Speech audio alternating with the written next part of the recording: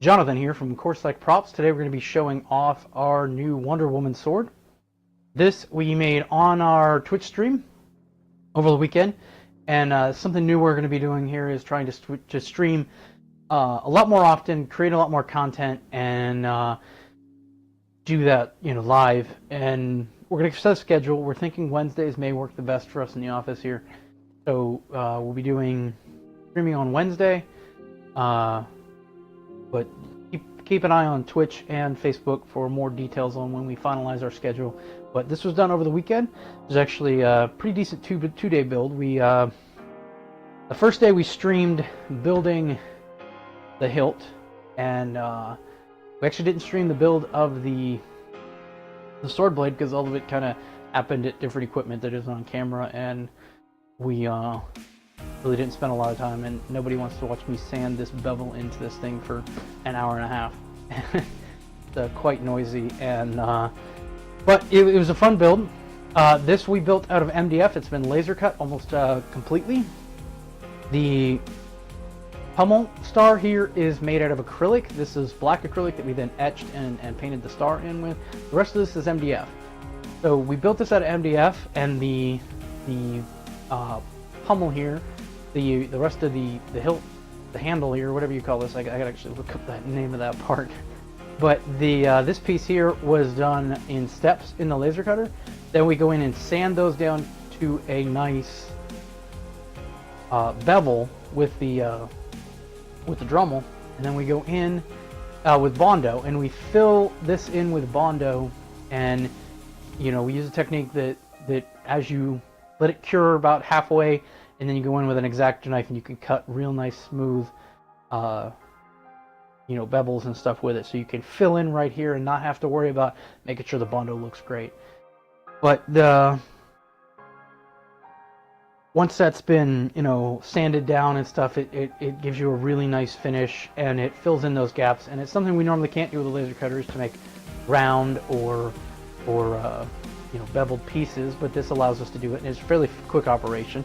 It's actually how we did this head up here. If you look at that, it's a nice little diamond shape, or a half a pyramid almost, and that's one piece of MDF that's vertical, and there's another piece that fills in this this edge here, and then those are sanded to create the nice plane, and then we fill that in with the Bondo, and then we go in and cut it, cut it down. It looks great. It only took a little bit of finishing to make that look awesome, and we did that with the laser cutter as well. This is 5 layers of MDF, so the whole, and as you can see, we went ahead and sanded everything down, and you make everything look good so that you don't see those layers as much, but that's how we get a solid looking prop piece out of with a laser cutter. Now the blade, and this is something that slows us down a lot, is that blades don't fit in a laser cutter.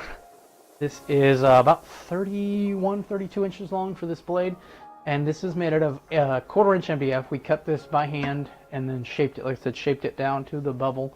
If we do this in the future, we're going to make them out of a little bit thicker stock. But it came out great. The flexibility is amazing. I'm kind of impressed with this. Now, how we kind of got this, it's also very resistant to scratches and stuff, which we've had trouble with MDF props in the past for not being as resilient, especially out here on tips and stuff, because this is not a lot of material, and it's still a little bit dangerous, or still a little bit weak. If you run around with this prop and start poking people with it, then why are you poking people with your sword? A, and B, it will damage the tip. So you have to watch. We've actually had that in the past where somebody, you make a knife or something and you go, hey, check out my prop, and somebody grabs it and then just instantly tries to stab you with it, and you're like, what's wrong with you? I spent hours making that, and now you've damaged the tip, and you also stabbed me. That happened to me several times, and I'm just like, that's special. The blade is reinforced with polyurethane, and that's what gives it the flexibility and sort of the stability without it cracking. Like MDF really, even this thin of MDF really won't bend like that and not crack in half. We haven't stress tested it yet because we really don't want to, but like I said, if I get this much bend out of it, it's pretty good. We really like that. Now the other thing that we came up with for this is an actual unintended feature. This has been requested a couple times of us from different commissioners and stuff, is to have a removable blade. And oddly enough, this blade friction fits in pretty nice. It feels solid, feels good. It's not what we intended when we started building. We were actually intended to glue this in here. And it could easily be glued in there. It doesn't hurt it not to be or to be. The only thing you have to run into is that pulling the blade in and out of that lot may scratch the finish. And because this piece is longer than this piece, you may end up scratching it and it being visible.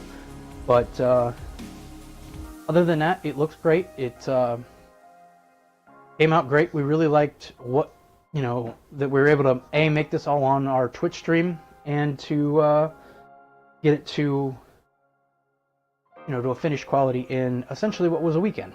We worked on this 2 days. We didn't work on it on the stream 100% of the time, but we are working on finding ways to do that. So if you are interested in this sword, however, it is up on Etsy. So if you check that out, it'll be up there for a while, and we have the capacity to kind of make it again if somebody does really want it, and this one actually sells. But we'll be doing more streaming, and what we're going to try to do is do a new prop every week, do a new weapon, do a new something. And like I said, we're going to try and do those maybe on Wednesdays or something else, but we're going to really iron out that that schedule and make sure everything is on a very regular basis, so that hey, it's Wednesday, I can go watch Corsac Mecha Prop. So hopefully we'll see you in the stream, and hopefully you enjoyed our look at our Wonder Woman Justice League War sword.